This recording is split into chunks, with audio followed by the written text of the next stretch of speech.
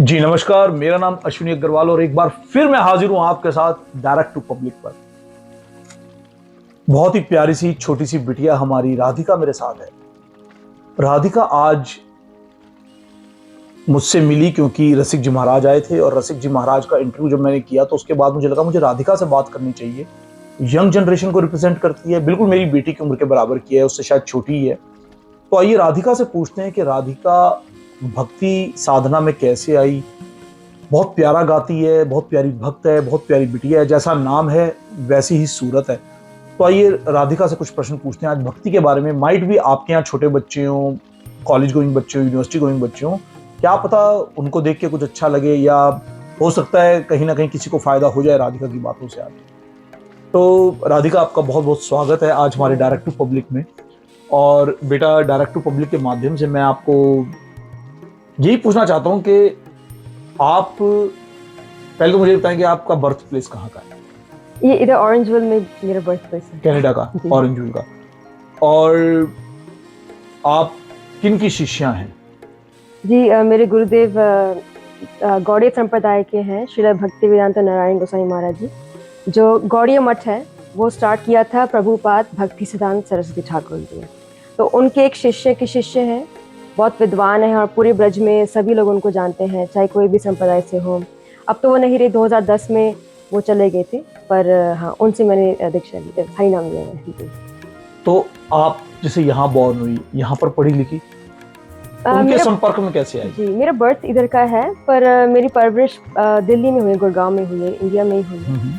तो हमारे जो गुरुदेव के जो गौड़ीय मठ है वृंदावन में है, गोवर्धन मथुरा ब्रज में और पूरे वर्ल्ड में भी है, पर वहाँ से मैं कनेक्ट हुई क्योंकि जो मेरे माँ बाप हैं वो उनके शिष्य थे, तो इसलिए तो मैं पेरेंटल लीगेसी। पेरेंटल जी। ओके। सो जैसे पेरेंट्स कई बार भक्ति करते हैं, बच्चे नहीं करते, तो व्हाट डू यू थिंक आपके अंदर ऐसा क्या स्पार्क आया या ऐसा क्या लगा कि मुझे करनी ही करनी है एंड आई एंजॉय दिस? और क्या लगा आपको, मतलब क्यों उसके अंदर इतना ज्यादा आप चली गई कि आज भी मैं देखता हूँ हर जगह भक्ति के रूप जैसे में, आप ये भक्त रूप एक में? बहुत इंपॉर्टेंट क्वेश्चन है।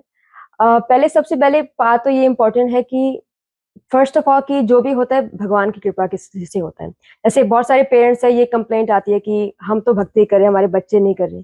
तो सबसे पहले तो कुछ प्रारब्ध कर्म भी होते हैं या स्वीकृति नहीं होती, या सबसे पहले कृपा चाहिए भगवान की। सेकंड चीज, एक आपको भी थोड़ा सा प्रयास करना होता है। जैसे आजकल देखते हैं कि बहुत सारे पेरेंट्स हैं, स्वयं तो सब कुछ करते हैं, बट खुद भी उनको थोड़ा सा प्रयास करना चाहिए कि देखो बेटा या बेटी जो भी है, बचपन से आपको थोड़े से इंप्रेशन डालने पड़ेंगे।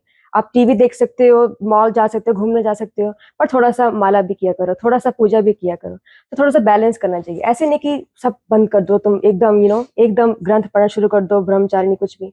पर ऐसे भी नहीं कि सारा दिन टीवी देखोगे, सारा दिन कुछ करो। जैसे महाराज जी पहले कह रहे थे बैलेंस में, तो हमको स्वयं को भी, पेरेंट्स को थोड़ा सा प्रयास करना चाहिए कि बैलेंस में रहे और आप पूरी तरह से कोशिश करें। बाकी तो भगवान की इच्छा है। आपको क्या लगता है कि भक्ति से आपको क्या पर्सनली क्या फायदा हुआ? जी भक्ति से क्या है कि वो सबसे जो है वो इटर्नल हैप्पीनेस हमको देता है। जैसे आजकल जैसे महाराज से अभी सोशल मीडिया की बात हो रही थी, तो सोशल मीडिया में क्या है कि थोड़ा सा आपको इंस्टेंट प्लेजर मिलता है उससे। क्योंकि जब हम इंस्टाग्राम स्क्रॉल करते हैं, मैं भी करती हूँ, सब करते हैं, उससे क्या होता है कि डोपामिन रिलीज होता है आपके ब्रेन में, वो एक केमिकल होता है, एकदम हैप्पीनेस देता है।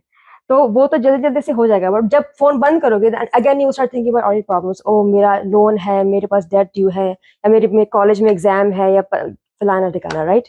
तो जो भक्ति जो चीज है वो हमको बेसिकली हमको उससे शिक्षा मिलती है कि सत्य क्या है और असत्य क्या है। हम सब अभी माया में है। जैसे हम सोचते हैं कि ये हमारा शरीर है, हम आप सोचे मैं सोच रही हूँ मेरा शरीर है, पर एक्चुअली हम सब आत्मा है। तो जब हम भक्ति के बारे में अध्ययन करते हैं या कीर्तन करते हैं, उसको धीरे धीरे भगवान को जानने का प्रयास करते हैं, उससे हमारा जो है कि हमको इटर्नल हमको पता चलता है कि सत्य क्या है। फिर उस चीज से हम पूरा जीवन अपना, it makes it easier for us to live life. Basically आपका माइंड स्ट्रांग होता है जी उससे। हम अपने आप से स्ट्रांग होते हैं, देन वी कैन अंडरस्टैंड कि ठीक है, ये सब मैं पढ़ाई करी हूँ या मैं बिजनेस कर रहा हूँ या कुछ भी कर रहा हूँ, ये टेम्पररी है। तो ये इसमें सक्सेस एंड फेल दोनों आता ही रहेगा।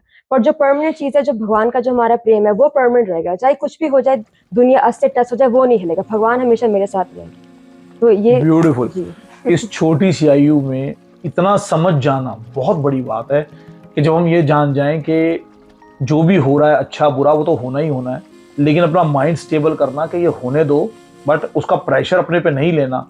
और ये वही कर सकता है जो वाकई भक्ति में या साधना में लीन हो, जो भगवान का नाम लेता हो, उसे भरोसा हो कि everything will be fine next day. अगले दिन भी सुबह होगी, अगले दिन कुछ और होगा, कुछ फायदा होगा, कुछ नुकसान होगा, बट हर रोज नुकसान नहीं होगा, फायदा भी होगा, नुकसान भी होगा, दोनों होंगे, दोनों ही एक सिक्के दो पहलू है, राइट? जी। सो मुझे ये बताएं कि जो आज की डेट में स्पिरिचुअली लोग हैं या नहीं हैं, जो नहीं है उनके लिए क्या कहना चाहोगे कि उनको जो स्पिरिचुअलिटी है, लोगों को जेन्युइनली अपने एक्सपीरियंस से बताइएगा, स्पिरिचुअलिटी, भगवान का नाम लेना या स्ट्रेस कंट्रोल करना या एंजाइटी जो होती है, उसको आपको क्या लगता है भक्ति से, साधना से कितना कंट्रोल होता है? उस पर आप क्या बात, उसके लिए क्या बोलना चाहोगे आप? जी, सबके अलग अलग लेवल है भक्ति के। जैसे मैं अभी जूनियर हूँ तो मेरा लेवल थोड़ा सा है, पर जैसे महाराज जी जितना लेवल नहीं है। मैं आपको स्वयं का बता देती हूँ। हाँ। जैसे जब मैं फर्स्ट ईयर यूनिवर्सिटी में थी, मेरा कुछ और मैं कोर्स करी थी, मैं बहुत बड़ा कोर्स था, कंप्यूटर साइंस करी थी। तो उस टाइम मेरा दिमाग इधर और था, मैं काफ़ी लीन हो गई थी कृष्णा में, जैसे भी गुरुदेव में। तो एनी हाउ तो मैंने फिर कोर्स चेंज किया, थोड़ा सा मैंने आर्ट्स एंड कल्चर ले लिया। तो उससे क्या होगा कि फिर मुझे लगा कि ओह माय गॉड, मेरी सारी दुनिया खत्म हो जाएगी, मैं मर जाऊंगी, मेरे पास कभी पैसे नहीं कमाऊंगी, मैं गरीब हो जाऊंगी, ऐसे लुट गई ऐसे करके। तो मेरे काफ़ी जैसे डिप्रेशन नहीं पर बहुत मेरे एंजाइटी था, मतलब हाँ, मतलब मैं ऐसे लगा कि मेरी दुनिया खत्म, बस मैं मेरा हो गया, बस मैं जाती हूँ ऐसे था। पर फिर जैसे गुरुदेव की कथा सुनी, पता चला कि नहीं, हमारे पास जैसे अर्जुन है, 5000 पहले की बात है, 5000 साल पहले की बात है। तो अर्जुन थे, 5 पांडव थे और वो लोग 100 कौरव थे, राइट? उनके पास कम थी, जो दुर्योधन था उसके पास कृष्ण की पूरी सेना थी, एंड इस साइड में पांडव के साइड में कम लोग थे, बहुत उनके कंपैरिजन से बहुत कम लोग थे। पर फिर भी वो डरे नहीं, क्योंकि उनको पता है कि कृष्ण उनके साथ है। तो जैसे हम लोग हैं, हम लोग एक्चुअली हम लोग एक्सटर्नल चीजें पे हमारा ज्यादा भरोसा है, हमारे पास गाड़ी है, हमारे पास अच्छी जॉब है, अच्छी डिग्री है, तो ये हमको लाइफ में सक्सेसफुल रखेंगे, हमको कृष्ण पे भरोसा नहीं है। हम लोग ऐसे दुर्योधन जैसे, जैसे आप सबको पता है, ब्यूटीफुल एग्जांपल, हाँ, जैसे कृष्ण के टाइम में अर्जुन और दुर्योधन दोनों आए उनसे कुछ मांगने के लिए। दुर्योधन ने क्या मांगा? दुर्योधन ने मांगा कि मुझे कृष्ण भगवान आपकी सारी सेना चाहिए, और अर्जुन ने क्या मांगा कि मुझे सिर्फ कृष्ण, अकेला कृष्ण चाहिए, जो लड़ाई भी नहीं करेगा, सिर्फ बात ही करेगा, मेरा वो साथी बनेगा। तो दुर्योधन क्या सोचा था, अरे कितना मूर्ख है अर्जुन, इसके पास चांस था, पूछ लेता पूरी सेना, इतने 1000 करोड़ लोग हैं कृष्ण की सेना में, उनसे पूछ लेता, अकेले कृष्ण को क्यों पूछा? बट हम लोग भी ऐसे दुर्योधन ही ऐसे लाइफ में, हम लोग सोचते हैं कि ये जो धन संपत्ति है हम इससे बच जाएंगे, हम कृष्ण पे विश्वास नहीं करते हैं, राम जी जो भी आपके इष्ट देव है। तो हमको इसी मेंटालिटी से अगर हम सोचेंगे कि नहीं, मेरे पास कृष्ण है, भगवान है, तो चाहे मेरे पास धन संपत्ति शायद इस टाइम पे ना हो, बट कृष्ण मेरे साथ है, तो मेरे कुछ नहीं हो सकता। ये मेंटालिटी से सोच के फिर मैं थोड़ा सा इससे बाहर निकली, and then I was like हाँ ठीक है, मेरे पास गुरु है, मेरे पास कृष्ण है, तो कुछ नहीं हो सकता। तो अभी आप क्या कर रही हैं? स्टडीज कर रही हैं, क्या कर रही हैं अभी आप? जी, अभी मेरी रिसेंटली मेरी ग्रेजुएशन होने वाली है जून 8 को, अभी अभी 2-3 हफ्ते में होने वाली है।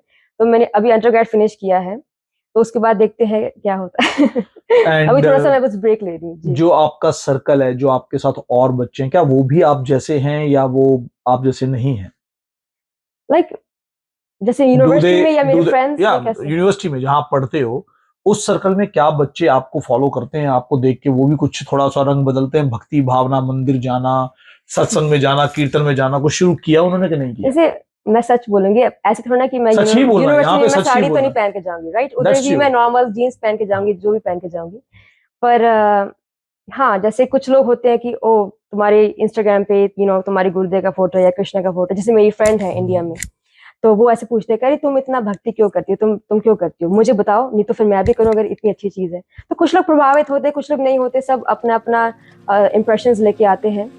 बट हाँ, तो ऐसे नहीं कि इतना ज्यादा नहीं होते मेरे से, क्योंकि मैं इतना भी, देखो मैं भी उनसे बात करती हूँ जिनको विश्वास होता है। अगर किसी, जैसे सपोज यूनिवर्सिटी में नॉर्मल बच्चे होते हैं, so you can not go to everyone कि अच्छा सुनो कृष्ण के बारे में सुनो, उनको विश्वास है ही नहीं, तो उनसे मैं क्या बोलूँ? अगर कोई है, जैसे मेरी एक फ्रेंड है इंडिया में, वो मुझे पूछती है कि तुम क्यों करते हो, उसको मैं बता सकती हूँ।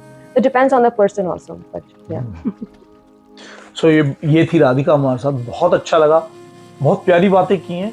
और मुझे लगता है अगर आपके यहाँ भी कोई ऐसा बच्चा है जो अपने आप कुछ कहना चाहता है, बताना चाहता है मंच पे आके, तो यू आर मोस्ट वेलकम, आप आ सकते हैं डायरेक्ट टू पब्लिक के मंच पे। राधिका, कुछ और मैसेज देना चाहोगी बच्चों के लिए या उनके पेरेंट्स के लिए? तुम्हें क्या लगता है कि पेरेंट्स को कुछ नहीं करना चाहिए या बच्चों को क्या नहीं करना चाहिए? कुछ भी, कोई सलाह या कोई और कोई मैसेज देना चाहती हो तो बताओ। वेल फॉर पेरेंट्स तो मैं बोलूँगी जैसे मेरे माँ बाप थे, उन्होंने मुझे बहुत प्रयास किया, बचपन से कीर्तन सुनाए, गुरुदेव के बारे में लेके गए, वृंदावन लेके जाते थे हर साल।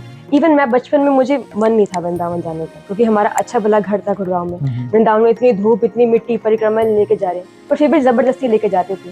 तो पेरेंट्स के लिए मैं ज़रूर कहूँगी कि थोड़ा-सा आपको प्रयास करना पड़ेगा and don't give up hope कि वो मेरी बेटी या मेरा बेटा सुनता नहीं है। मतलब आप ऐसे नहीं कह सकते कि 20 साल का बच्चा हो गया तो अब उसको सिखाएँगे। जब 5 साल का, 6 साल का, तब से आपको शुरू करना पड़ेगा।